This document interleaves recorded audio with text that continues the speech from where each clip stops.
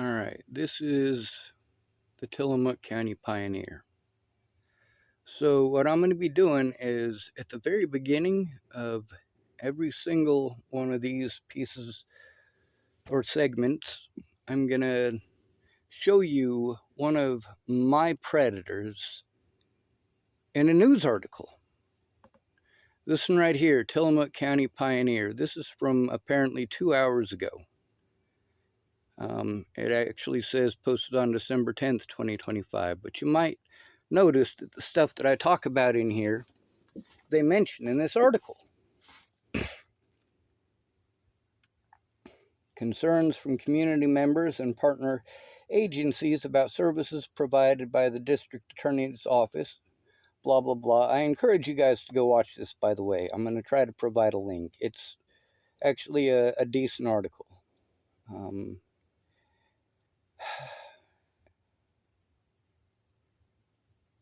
The thing is, the victims' rights advocacy in Tillamook is through the DA's office as well. And every time I was sent to the victims' rights advocacy, I was bullied by the DA.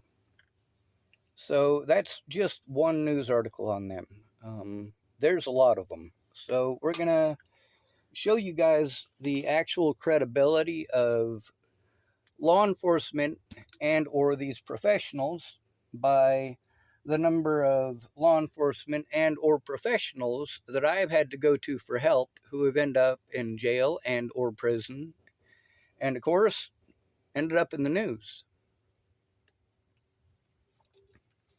Now let's continue with exposing the corruption here in Tillamook using my case and the case of Claire Jordan and several others.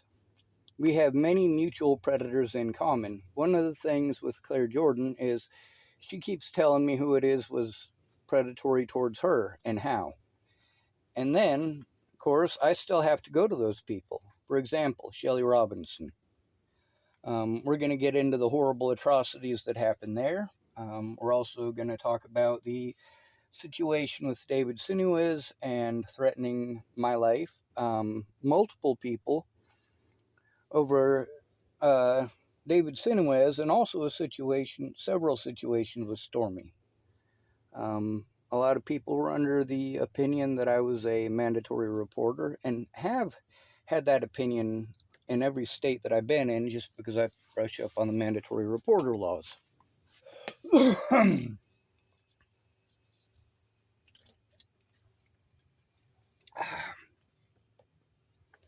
Sorry about that. Gotta have my caffeine. One other thing that we're going to do before we get started on this is we're going to go over the types of abuse. We're going to go abusive husband versus mentally ill and bad cops. Okay, the first one is social isolation. When you have an abusive husband and you want to tell on him, he socially isolates you so that you can't tell anybody. You know, the whole, you live out in the country, take away the car keys, take away the, pretty much anything that you can use to leave the premises, take away your shoes, and of course, you're a farm wife. You're 10 or 20 miles outside of, even the smallest town. So you'd have to walk there. And of course, it's wintertime when your husband decides to beat you. So you are literally stuck there. With the police, they arrest you. They take away your access to talk to your friends or family. Now, we can go through the mental issues caused by social isolation, and we probably will later on. But when the police arrest you, when you try to turn in a bad cop, or, the other thing that they do is to send you to a mental health facility. And we're going to pay attention here closely to the fact that whether or not you are delusional is whether or not the situation is true. And we're going to focus on one specific piece of evidence on this. That's going to be the situation with Chris Stafford, one video in specific, and how we got to there.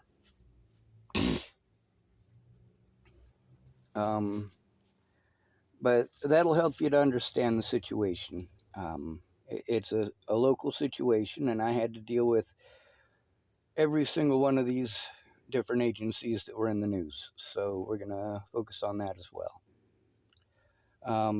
When you're called mentally ill, nobody's going to listen to you. They're trying to insinuate that you are schizophrenic and or delusional. The Natalie Bollinger situation is obviously not a delusion. Now, there's a lot of stuff with social isolation that prevents you from being able to get the help that you need in a timely manner. Let's take a look at the healing situation. What happens if you're beaten or assaulted? Well, your abuser keeps you there until you're healed up, until the bruises are no longer visible. Okay? So that works the same whether it's your abusive husband or whether it's bad cops that lock you up. They just absolutely refuse to take pictures, absolutely, over and over and over again. And the only time that they will take pictures is when they've tried to set up the situation to paint you as a bad guy. They work together. That's the difference between an abusive husband and a bad cop. A bad cop has all sorts of resources at his disposal.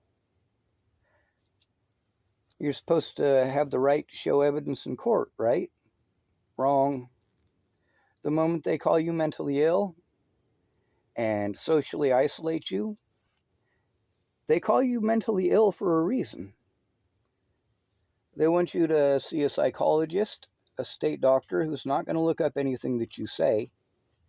What he's going to do is compare notes between what you had to say and what a police officer had to say. And if that police officer lied, well, they don't care. You must be delusional because you didn't say the same thing as the cop.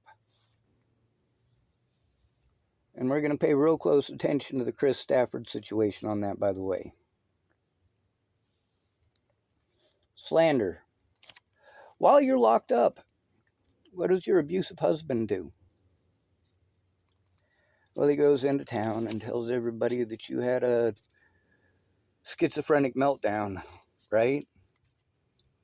Run around, tell everybody that you're schizophrenic and self-harming, and you were having a mental fit of rage and you bashed yourself all to hell and you're afraid to leave the house because you don't want anybody to see you and all sorts of other stuff. And of course, he'll possibly even pretend that she was the vicious one, that she assaulted him and her fit of rage or fit of craziness, and she can't go to work, she's not feeling okay, and she refuses to answer her phone. It's not his fault.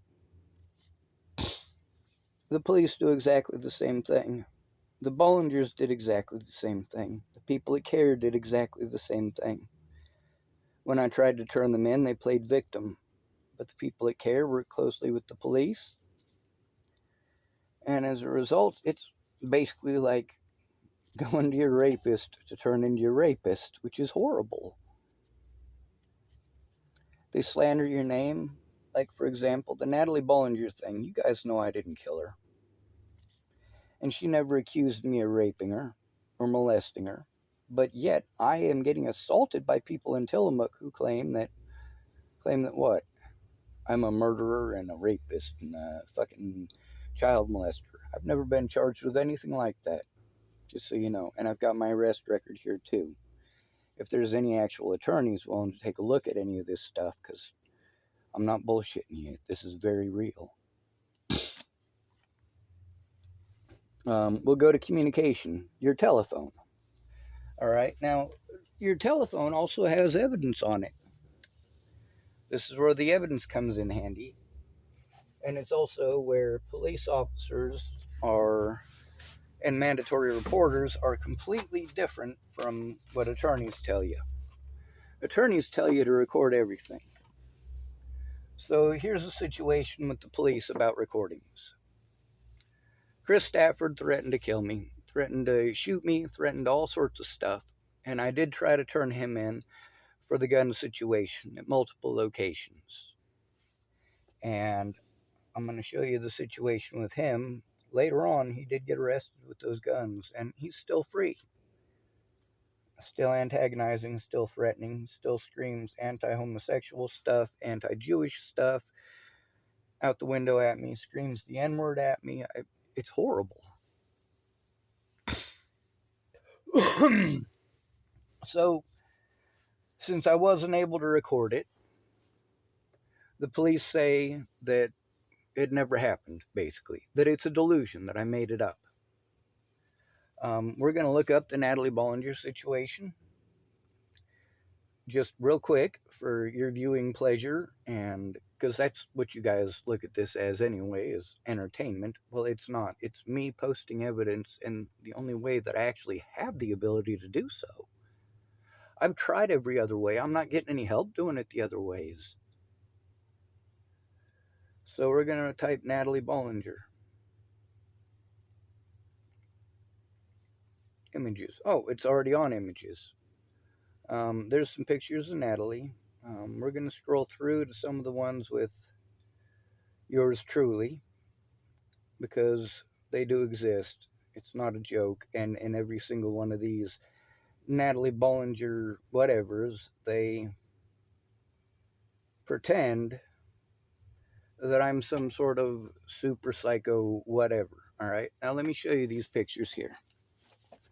Okay, that one right there, that's me around Halloween. Okay, they try to use that picture to pretend I'm some sort of a psycho. There's Joseph Michael Lopez, the guy that actually killed Natalie. There's Natalie. Right? See that guy right there? Well, look at this picture right here.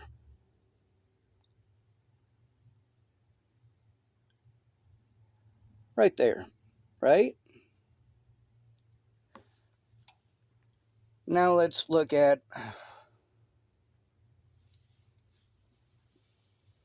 who killed Natalie Bollinger.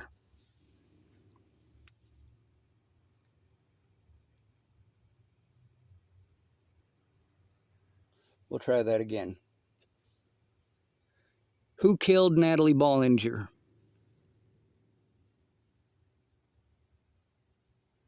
Joseph Lopez pleaded guilty to the murder of 19-year-old Natalie Bollinger.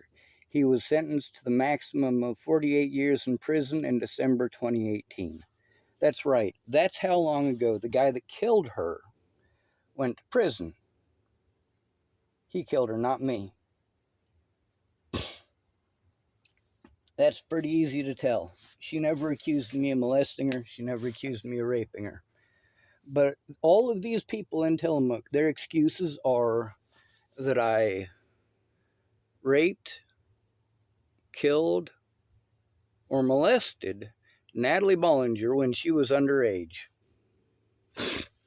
Natalie Bollinger wasn't allowed around me before she was underage. I wouldn't let her, or her sister, or any other kids for that matter. And by the way, in the messages between Natalie and I, it does show that she thanked me for that when she became an adult, which is when we became friends. You don't want to hear that, though. We're going to go into the mental health thing, and this is probably going to take, well, we'll go into the mental health thing on every segment because that's their argument.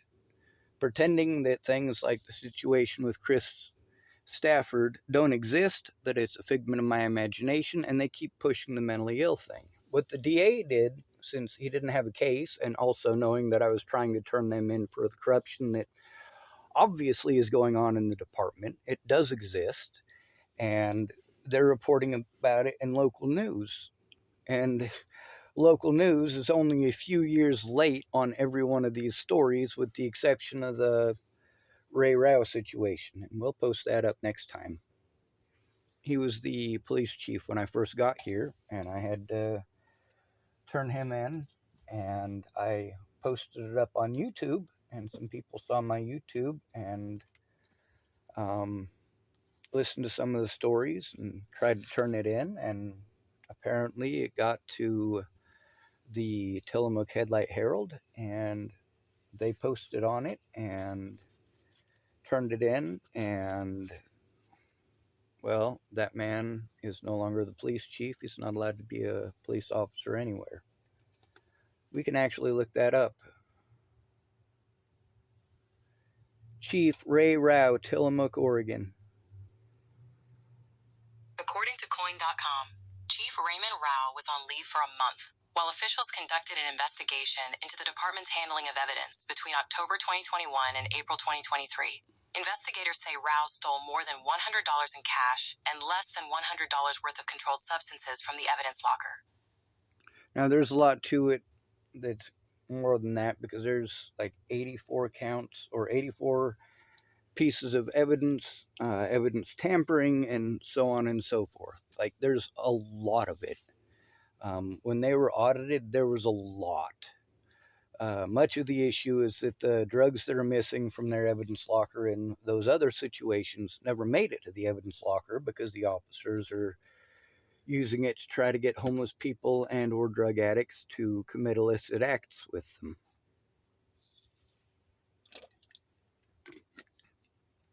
According to local legend, right? Well, I've spoken with some of the victims and they are terrified to come forward. Monica Bernal is the lady that I was sent to at Tides of Change. She's one of many people. Well, let's take a look at this. We're getting back to the abuse. When you're sent to an institution or jail, they take away your telephone. Then you can't show the evidence that you're telling the truth. Kind of like your husband takes away your phone. He won't give it back till you've given him the information to unlock it. The police have the ability to unlock it anyway. And in either event, they're just going to coerce the victim anyway to get what they want. They're going to use their friends and coworkers, all of whom are mandatory reporters, mind you. All right. It is literally the entire county. It is every single service that we are sent to in this county. Okay. The police and the sheriff's department and the state patrol all treat homeless people horribly. We're assumed to be guilty. Now, you got to hear in the last segment, you got to hear the actual voice message of Mossam Vajon threatening me. So, one of the things that we're going to go over here, this is some of the evidence I talked about last time. I was showing the reason that it's important. So, we're going to take a look at it. So, our very first visit with TFCC that they wrote down is on 1/28/2023. Apparently, it says Sean was brought to the ED by the manager of Denny's. He became upset and stated that he was being forced to kill himself. So the manager brought him to the ED. In the ED, he denied SI, but stated that he was unable to care for himself. Sean has been homeless for quite some time. He is on an SSD, which is disability. He has no family, friends, or support. He identified himself as at risk. He has been living in his car, but is not legal to drive. But it is not legal to drive. The reason it wasn't legal to drive is because of victimization that was costing me a lot of money to try to keep on fixing the thing. Like, all of my money was being, like, by this point, they'd already, put stuff in my gas tank and all sorts of other stuff. Like, the vandalism here is bad. The video of them breaking my windows out is on this YouTube channel in my shorts. That's video shorts, not my trouser shorts.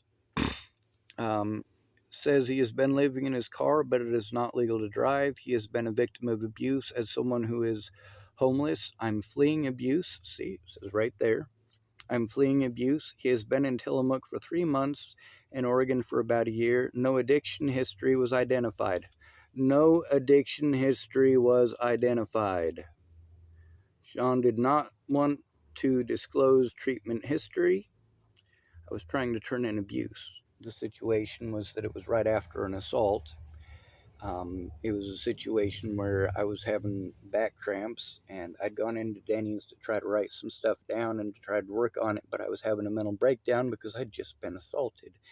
And I couldn't even get that expressed. I had to sit in Denny's shaking like a leaf, scared shitless, and I'm thinking to myself, I have to turn this in, and everybody I try to tell that this is going on treats me like I'm some sort of an idiot making it all up. Now we're going to go over the stuff from my evaluations and from Deputy Taylor again, because Deputy Taylor, as soon as he verified the situation with Natalie Bollinger, they could no longer use the Natalie Bollinger thing as an excuse to pretend that I was schizophrenic and or delusional. But there's the damage that happened in the meantime. So it also says Sean stated that he was experiencing pain, but he declined medication support. Now, what's my side of this? I went in there to try to turn in the abuse because they're supposed to be mandatory reporters, and Mike was going to go in with me to make sure that I was able to report it without abuse. Well, he left, and the abuse started immediately. It was at the hospital. They automatically started treating me like a drug addict and a schizophrenic immediately once Mike left.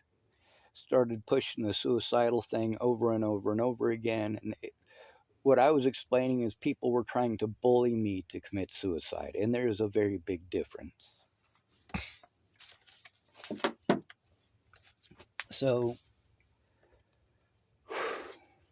all of this is tied together, I assure you, and I do apologize. Now, the other thing is finances. You know, when they lock you up, separate you from all this stuff, you're not able to pay your bills. So then it gets more expensive. Plus, if it's the police, you have to buy their evidence from them.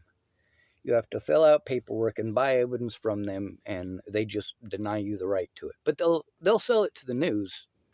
They'll sell it to the news media, just like the courts will sell that to the news media. You can see some of this evidence that I've been trying to get posted on the news. How did they get a hold of it and I'm not allowed? How does that make sense? So your abusive husband is going to control your finances. That means that you are dependent upon your predator. TFCC and CARE, I am dependent upon them as well. I'm dependent upon them for my mail. I'm dependent on them for my disability check because it gets sent to CARE. Dependence. This is an important one. You are dependent on your predator. Now you have two choices, right? You can either stay there and take a beating, or you can leave and be homeless. If you leave your abusive husband and go homeless, well, then you're told that you chose that. If you stay with your abusive husband, when you try to turn it in the next time, you're told that you chose that. When it comes to the police arresting you on false charges or sending you on a mental health hold because they want to pretend you're trying to commit suicide when you are explaining to them you're not trying to commit suicide, you're trying to turn in abuse. They want to give you the number to suicide hotline and CARE and Tides of Change with Monica Bernal. What they don't want to do is their job. Once they've got you in a mental hospital without access to any of this stuff, it's their word versus yours, but we can't say it's their word versus yours because it's not. At that point, your word becomes a non-entity. It does not exist. Anything that you say that does not exactly line up with what the police officer has to say will be construed as a delusion, a psychosis, uh, possibly even schizophrenic. So now that I've got these three evaluations, well, I've got a bunch of different names. There's actually over half a dozen evaluations altogether that show that I'm not schizophrenic or delusional, and I have access to the majority of that. And we'll go over that too. Now, all the cases in every one of the states that I've been in where I had to try to turn in abuse over the Natalie Bollinger situation, wanted to pretend that it was a delusion, and they committed a lot of crimes against me, and those crimes are held against me. I'm not allowed to try to turn it in, and I had to flee abuse because of those situations. See, while you can eventually leave your abusive husband, how do you leave abuse from the police once they've pretended that you assaulted a police officer? Now let's take a look at the police officer in Colorado that they want to pretend that I assaulted. Let's see.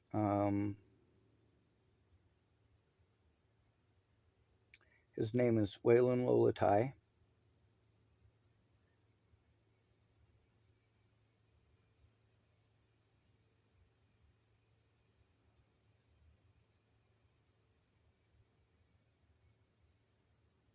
Waylon Lolatai, Boulder, Colorado. Doubts about Boulder's FBI partnership reemerge, but officials defend task force. Now, there is resign in advance, how Colorado police officers evade accountability. Repeatedly, my predators have moved from one place to another, over and over and over again. Not just the civilians, but also the police. And then, because I don't even know where they live, I can't have them served with papers.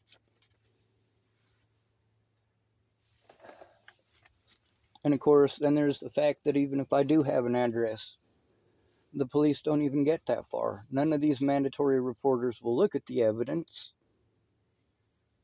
That's stupid. And I've got recording after recording of them refusing to look at evidence too. We only got a couple of minutes here, so we'll get started on the next page here.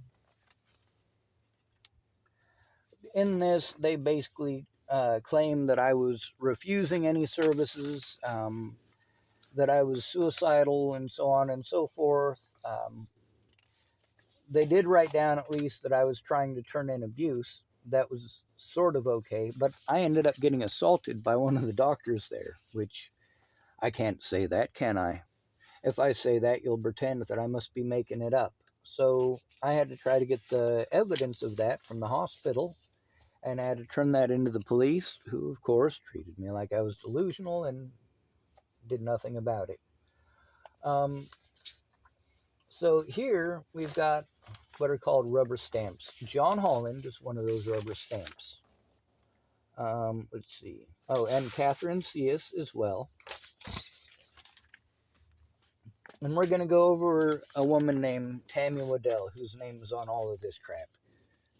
All right, she is the key to all of this. She is the person who had to sign off on all of this crap, saying that it's okay to treat me like I was schizophrenic and delusional.